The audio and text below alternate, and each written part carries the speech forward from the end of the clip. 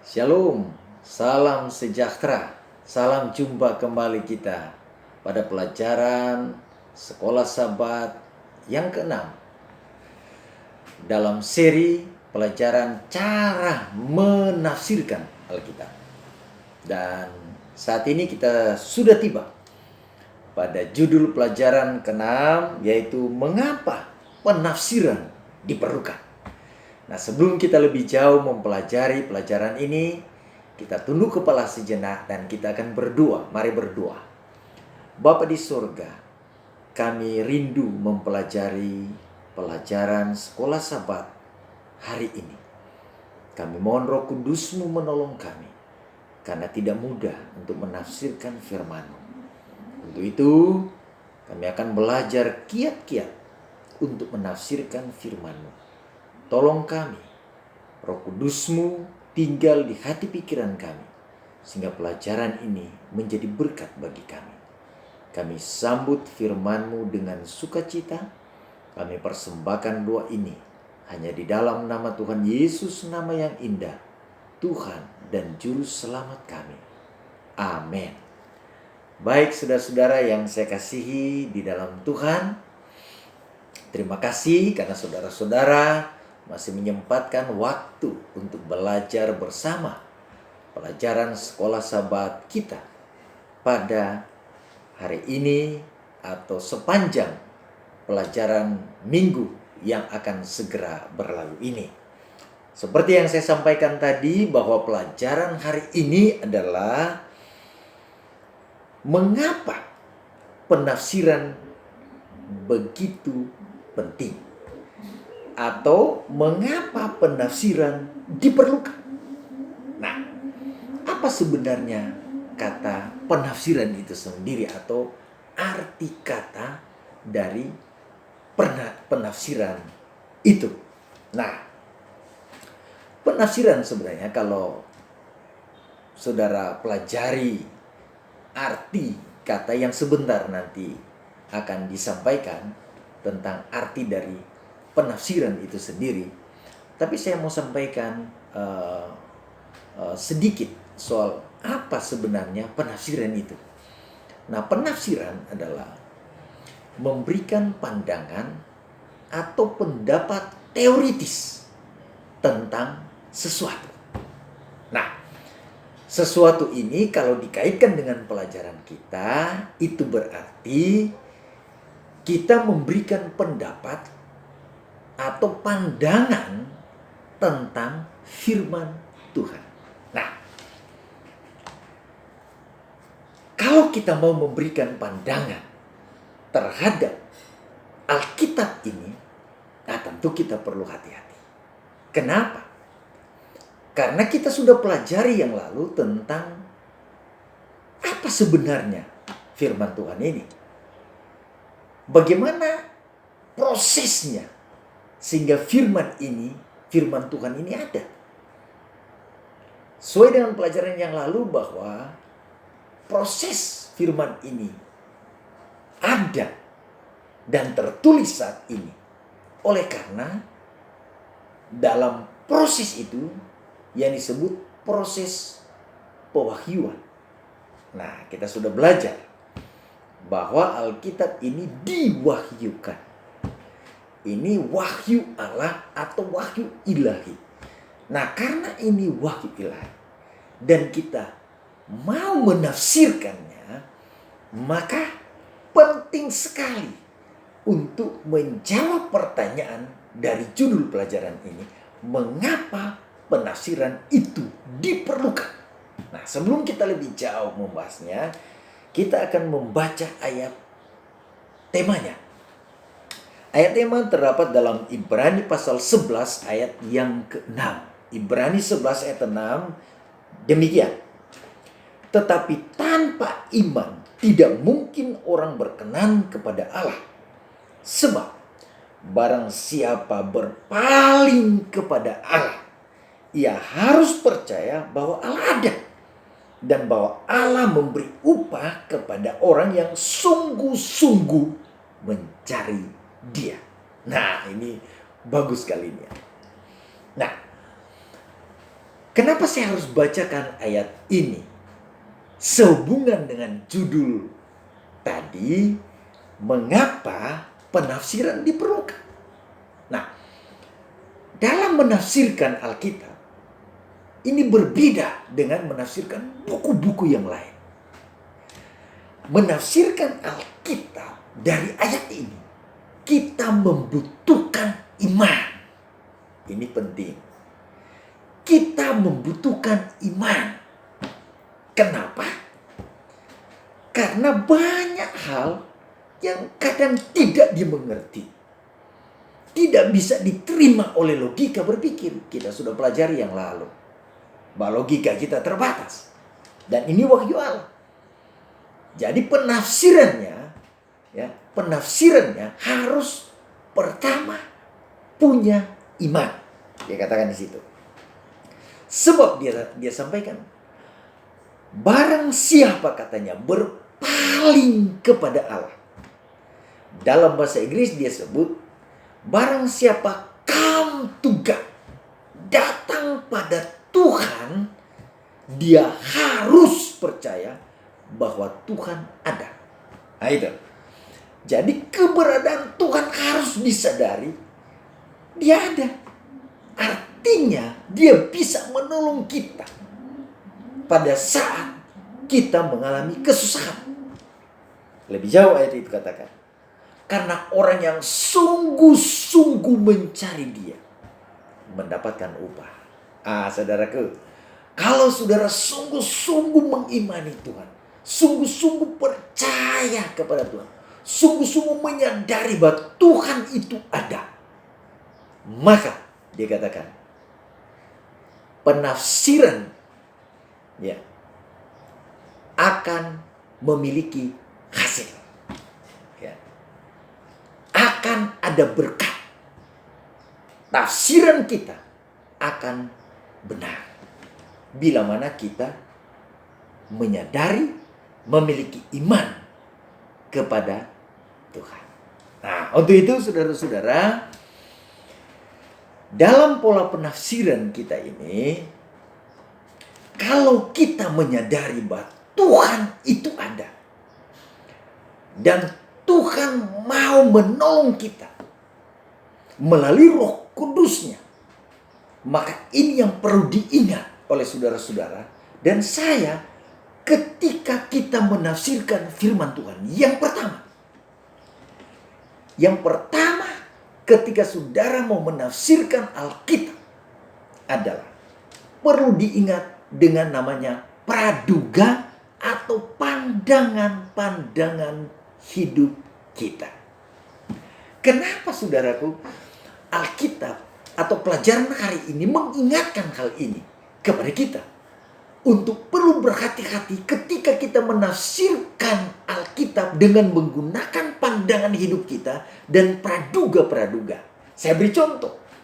Kalau saudara baca Lukas pasal 24 ayat 36 sampai 45, ada penjelasan penting di sana. Yesus sudah katakan kepada murid-muridnya bahwa dia akan mati. Tapi akan dibangkitkan kembali. Nah, logika berpikir tidak terima ini. Kenapa? Karena murid-muridnya sudah memiliki pandangan praduga sebelumnya. Walaupun Tuhan Yesus sudah katakan bahwa dia akan bangkit. Dan bangkitnya jelas. Pada hari yang ketiga Yesus sebutkan. Tetapi saudaraku, dengarkan ayat ini. Ayat-ayat yang dalam Lukas pasalnya yang ke-24. Ketika Yesus datang untuk menjenguk mereka setelah kebangkitan Yesus. Yesus berkata, damai sejahtera bagimu. Apa yang disambut oleh murid-muridnya ketika Yesus katakan damai sejahtera? Kalau saudara baca di dalam Lukas pasalnya yang ke-24. Sudah boleh buka itu. Lukas pasalnya yang ke-24. Ayatnya yang ke-36. Apa yang disebutkan di sana? Ayat yang ke-36 sampai ayat yang ke-45. Yesus katakan damai sejahtera bagimu. Ayat 36. Ayat 37. Mereka terkejut dan takut Dan dengarkan ini. Mereka menyangka bahwa mereka melihat hantu. Kenapa dalam pandangan mereka Yesus sudah katakan bahwa dia akan bangkit pada hari yang ketiga. Tapi ketika Yesus datang, mereka terkejut. Gantinya mereka bersukacita, mereka terkejut. Kenapa terkejut? Mereka berpikir ini hantu. Ada pandangan dalam pemikiran mereka bahwa orang yang mati kalau menampakkan diri dia hantu. Itu pemikiran mereka. Padahal firman Tuhan sudah jelas berkata kepada mereka bahwa Yesus akan bangkit pada hari yang ketiga. Ini bukan kepada manusia saat ini. Jangan saudara-saudara berpikir kalau dia bangkit pada hari yang ketiga, ya, itu benar berdasarkan Alkitab. Bukan. Hanya Yesus yang disebutkan dalam Alkitab dia akan bangkit pada hari yang ketiga. Tidak ada penyebutan bahwa saudara akan bangkit pada hari yang ketiga atau saya akan bangkit pada hari yang ketiga. Tapi firman Tuhan menyampaikan ini pada murid-muridnya. Ini mau mengajak kepada murid-muridnya untuk percaya apa yang difirmankan. Tapi mereka tidak percaya. Kenapa tidak percaya? Sudah ada konsep lebih dulu dalam pemikiran mereka. Nah, ini berbahaya. Ya, ada pandangan-pandangan dalam pemikiran mereka, pandangan hidup. Nah, lebih jauh ketika mereka khawatir dan takut, Tuhan katakan dalam ayat selanjutnya, ayat 39, aku sendirilah ini, mereka kurang yakin. Lalu Yesus sampaikan, rabalah aku dan lihatlah, karena hantu tidak ada daging dan tulangnya. Yesus mau meyakinkan mereka karena mereka sudah punya konsep tentang orang mati. Lalu selanjutnya, mereka masih ragu. Lalu Tuhan katakan dalam ayat yang keberapa itu? Ayat 41. Adakah padamu makanan untuk menambah keyakinan mereka? Lalu mereka memberikan kepadanya sepotong ikan goreng. Ayat 43. Ia mengambilnya dan memakannya di depan mata mereka untuk yakinkan murid-murid. Saudaraku yang saya kasihi di dalam Tuhan. Kita manusia tidak lepas dari kita memiliki konsep, pandangan. Tapi hari ini kita ditegur. Ketika saudara dan saya mau menafsirkan Alkitab, mari kita datang dengan jujur, hati yang bersih, original. Serahkan sama Tuhan. Jangan bawa konsep kita. Kesalahan dalam menafsirkan Alkitab. Karena kita memaksakan konsep kita. Bukan membiarkan Roh Kudus menolong kita. Hari ini kita ditegur. Mari kita membiarkan Roh Kudus menolong kita sehingga kita mengerti. Yang berikut saudaraku. Kenapa penafsiran Alkitab kadang salah? Dan ini perlu kita ingat. Oleh karena hambatan kedua adalah mengenai penerjemahan dan penafsiran. Saya bersyukur gereja masih ada hari ke-7. Dan tentu kita pada umumnya gereja-gereja. Walaupun ada gereja-gereja tertentu yang sudah memiliki penerjemahan Alkitab sendiri. Tapi gereja masih ada hari ke-7 hari ini masih menggunakan yang namanya terjemahan Bible Society atau Lembaga Alkitab. Dalam hal ini Lembaga Alkitab Indonesia. Sampai hari ini kita menggunakan itu. Karena itu yang paling dekat dengan terjemahan bahasa originalnya. Gereja Masih Ada Negara 7 sampai hari ini menggunakan, termasuk Protestan, pada umumnya menggunakan gramatikal historis Alkitabiah. Sudah ditekankan pada pelajaran yang lalu. Gramatikal historis Alkitabiah menekankan pada teks Alkitab. Karena teks Alkitab ini akan melihat pandangan konteksnya, konteks atau keadaan yang terjadi di zaman itu, siapa ditujukan kepada siapa dan lain sebagainya, budaya apa di sana, itu bicara konteks atau gramatikal historis Alkitabiah. Nah, jadi penterjemahan ini sangat berpengaruh. Apalagi ada banyak terjemahan-terjemahan Alkitab yang bukan lagi terjemah. Tapi kita sudah menggunakan yang namanya mengartikan arti dari yang sudah diartikan dengan menggunakan yang namanya idiomatik. Jadi bukan lagi terjemahan, tapi sedikit penafsiran. Yang lebih parah lagi adalah yang namanya paraphrase. Nah, ini paraphrase sama sekali bukan terjemahan, tapi sudah penafsiran. Ini kalau saya boleh beri contoh, kalau saudara melihat orang coba menerjemahkan seseorang atau orang asing di depan, dia diharapkan menjadi penterjemah. Tapi sering penterjemah ini bukan menjadi penterjemah, tapi paraphrase. Ya, menafsirkan apa yang dia tidak paham betul, dia coba elaborate. Nah, ini namanya paraphrase. Nah, kadang terjemahan itu paraphrase. Ini bahaya. Kalau sudah paraphrase itu artinya sudah tafsiran. Nah, ketika sudah tafsiran dan saudara baca dan tafsiran itu salah, maka salahlah kita.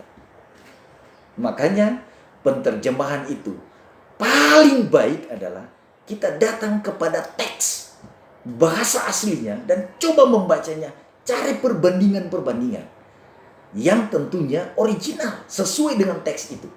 Maka penafsiran saudara dan saya akan datang pada yang diinginkan oleh Tuhan. Yang berikut, bahaya untuk melakukan penafsiran. Ya. Yang berikut adalah soal budaya. Nah, ini penting, saudara. Nah, soal budaya. Ada pemikiran bahwa Alkitab ini ya diwahyukan pada budaya tertentu. Dan karena diwahyukan pada budaya tertentu, orang mulai berpikir bahwa ini bukan untuk saya. Nah, ini perlu hati-hati, saudara. Kita berpikir seperti itu. Karena itu diwahyukan pada budaya tertentu, itu tidak untuk saya. Nah, ini akan saya koreksi sedikit. Dan pelajaran ini mengoreksi kita. Bahwa itu tidak benar. Kalau seandainya ya Alkitab ini datang pada budaya tertentu, dan kita berpikir hanya untuk orang tertentu saja firman Tuhan ini, maka saya mau katakan, Yesus yang datang itu berarti hanya untuk budaya tertentu dan kelompok tertentu atau bangsa tertentu. Tapi saya pikir kita tidak sepakat dengan pendapat seperti itu. Nah, itulah sebabnya ya kita perlu mengerti bahwa walau itu ditulis dalam budaya di satu tempat, pada bangsa tertentu, kita perlu meyakini bahwa Alkitab ini untuk semua. Karena prinsip-prinsipnya sangat universal. Yesus untuk kita semua. Bukan untuk hanya satu bangsa. Itu artinya Alkitab ini adalah untuk kita semua. Seperti contoh yang tertulis dalam Kisah Para Rasul 17 ayat 16-32. Ini peristiwa Paulus di Athena. Ketika dia berdialog bersama orang-orang di bukit yang namanya Areopagus. Saudara tahu apa yang Paulus sampaikan kepada mereka? Ketika dia tiba di sana, ada orang-orang Yahudi di sana yang kehidupan mereka, budaya mereka penuh dengan patung-patung berhala. Tapi ada yang menarik dengan Paulus ketika Paulus tiba di sana. Saudara boleh baca itu dalam Kisah pasalnya yang ke-17 ayat yang ke-16 sampai ayat 32. Ketika Paulus ada bersama dengan mereka di Athena itu, di pegunungan, di gunung Areopagus, ada orang yang melihat Paulus. Nah, coba untuk menyampaikan satu kebenaran penting. Nah, saya mau tekankan di sini adalah soal budaya. Nah, bahwa Alkitab melampaui budaya. Ini yang dikatakan kepada orang-orang pada waktu ada di Gunung Areopagus itu. Sebab ketika aku berjalan-jalan di kotamu dan melihat-lihat barang pujaanmu, aku menjumpai sebuah mesbah dengan tulisan, kepada Allah yang tidak dikenal. Nah, Paulus selanjutkan, apa yang kamu sembah tanpa mengenalnya, itulah yang aku beritakan kepadamu. Luar biasa. Lihat, Alkitab melampaui budaya. Ya. Ada yang mereka sembah, itu budaya mereka menyembah patung, saudara. Tapi patung yang mereka sembah adalah oknum yang tidak mereka kenal. Nah, Paulus datang. Saya mau sampaikan sesuatu yang melebihi itu, yang tidak kamu kenal. Siapa? Yesus Kristus yang mati, yang lahir, kemudian bersama dengan manusia, kemudian mati dan bangkit bagi saudara dan saya. Itu yang Paulus mau sampaikan kepada mereka. Dan luar biasa pekabarannya. Kalau saudara baca ayat selanjutnya, saudara lihat ayat 32 mulai. Ketika mereka mendengar tentang kebangkitan orang mati, maka ada yang mengejek dan yang lain berkata, lain kali saja kami mendengar engkau berbicara tentang hal itu.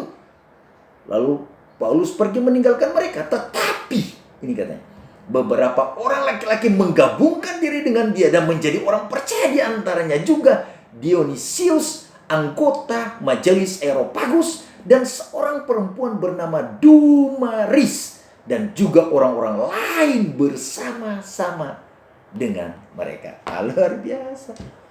Ya, budaya Alkitab melampaui budaya. Saudaraku yang saya kasihi di dalam Tuhan, Alkitab ini sangat teruji. Jadi jangan coba-coba, saudara, budaya di atas Alkitab. Ini buktinya. Alkitab di atas segala-galanya. Budaya dikalahkan.